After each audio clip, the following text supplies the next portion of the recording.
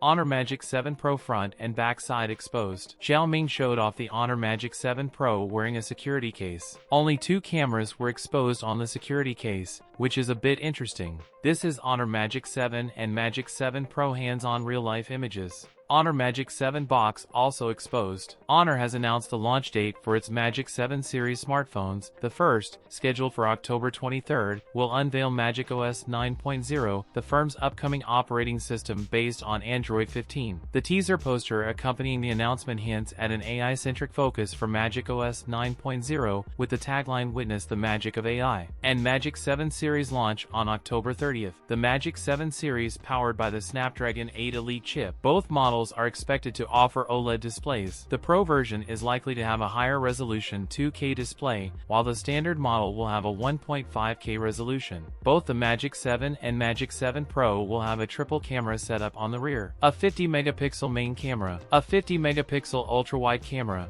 200-megapixel telephoto camera. The phones are likely to share features like IP68/69 water resistance. It may house a silicon battery of around 6,000 mAh capacity. That's it for today's video. If you enjoyed it, don't forget to like, comment, and subscribe for more content. Thanks for watching, and I'll see you in the next one.